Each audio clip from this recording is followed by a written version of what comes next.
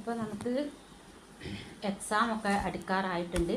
അപ്പം എങ്ങനെയൊക്കെയാണ് നമ്മളൊരു ക്വസ്റ്റ്യൻ കിട്ടിയാൽ, ക്വസ്റ്റ്യൻ പേപ്പർ കയ്യിൽ കിട്ടിയാൽ ഉത്തരങ്ങൾ എഴുതേണ്ടത്, അല്ലെങ്കിൽ മലയാളത്തിൽ ഏത് തരത്തിലുള്ള ക്വസ്റ്റ്യൻസ് ഒക്കെ ആയിരിക്കും വരിക ഒക്കെയുള്ള ഒരു ഉദാഹരണങ്ങളാണ് ഞാൻ ഇവിടെ പറയാൻ പോകുന്നത് കേട്ടോ. അപ്പം മലയാളം ഫസ്റ്റ് എന്നൊക്കെ ആണെങ്കിൽ ആദ്യം 1 മാർക്കിൻ്റെ ക്വസ്റ്റ്യൻസ് ചോദിക്കും. അത് കൂടുതലും പാഠഭാഗം നന്നായി വായിച്ചാൽ മാത്രമേ നമുക്ക് അതിൻ്റെ ഉത്തരം എഴുതാൻ പറ്റൂ. അതായത് ചെറിയ ക്വസ്റ്റ്യൻസ് ആയിരിക്കെങ്കിലും അതധികവും പാഠഭാഗത്ത് നിന്ന് തന്നെയാണ് ചോദിക്കുക. അതുപോലെ 3 മാർക്കിൻ്റെ ക്വസ്റ്റ്യൻ ഉണ്ടാവും. അതായത് കുറച്ച് ഉത്തരം അങ്ങനെ എന്താ പറയുക, ഒരു 2-3 വാക്യങ്ങളിലായിട്ട് എഴുതണം. 3 മാർക്കിൻ്റെ ക്വസ്റ്റ്യനുള്ള ആൻസറുകൾ. അതേപോലെ 4 മാർക്കിൻ്റെ ക്വസ്റ്റ്യനും ആൻസറൊക്കെ വരും.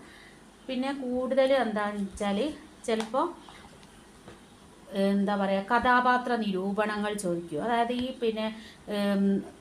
നമ്മൾ വായിച്ചിട്ടുള്ള പാഠഭാഗത്തിലെ ഏതെങ്കിലും ഒരു കഥാപാത്രങ്ങളൊക്കെ ഉണ്ടാവും.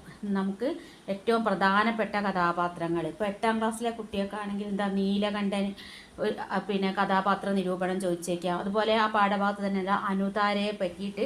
അപ്പം നമുക്ക് ഏകദേശം ആ രൂപം, ഭാവം, ടെക്സ്റ്റ് ബുക്ക് നന്നായി വായിച്ചാൽ ക്വസ്റ്റ്യൻ ആൻസറൊക്കെ സ്കൂളിൽ നിന്നൊക്കെ കിട്ടിയിട്ടുണ്ടാവും. ഞാനും ഈ ക്വസ്റ്റ്യൻ ആൻസറുകളൊക്കെ ഫോണിലിട്ടിട്ടുണ്ട്. അതൊക്കെ നന്നായി വായിച്ചാൽ ഉത്തരങ്ങൾ എഴുതാൻ വേണ്ടി സാധിക്കും. പിന്നെ ഒരു ഗദ്യഭാഗം ചിലപ്പം തരും. എന്നിട്ട് എന്താ ചെയ്യുക വെച്ചാൽ ആ ഗദ്യം നമ്മൾ നന്നായിട്ട് വായിക്കണം. അത് ചിലപ്പം ടെക്സ്റ്റ് ബുക്കിലുള്ളതായിക്കോളന്നില്ല, പുറത്തുനിന്ന് ചോദിക്കുക. നന്നായി വായിച്ചതിന് ശേഷം മാത്രം എന്ത് എഴുതുക, അത് തന്നെ ഉണ്ടാവും ഉത്തരങ്ങൾ. അപ്പോൾ നമുക്കതെടുത്ത് എഴുതാൻ വേണ്ടി സാധിക്കും. പിന്നെ എന്താണെന്ന് വെച്ചാൽ ആസ്വാദനക്കുറിപ്പ് വരും. അതേപോലെ ടെക്സ്റ്റ് ബുക്കിലെ ഒരു കവിതാഭാഗവും തരും, പുറത്തുനിന്നൊരു കവിതയും തന്നിട്ട് താരതമ്യക്കുറിപ്പ് എഴുതാൻ വേണ്ടി വരും.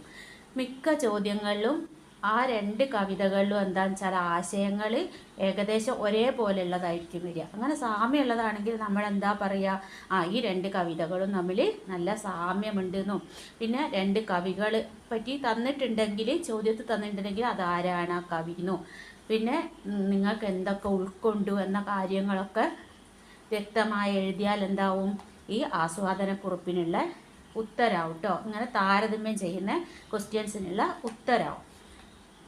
പിന്നെ എന്താണ്, മലയാള സെക്കൻഡിലാണെങ്കിൽ എന്തൊക്കെയാണ് ഉണ്ടാവുക എന്നറിയോ? പോസ്റ്റർ നിർമ്മാണം.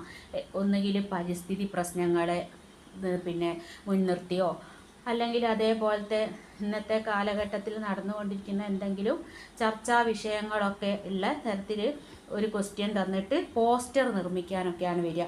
പിന്നെ പ്രസംഗം തയ്യാറാക്കാൻ ചിലപ്പം വന്നേക്കാം. അതേപോലെ ലേഖനം അല്ലെങ്കിൽ പ്രഭാഷണം തയ്യാറാക്കാൻ വരും.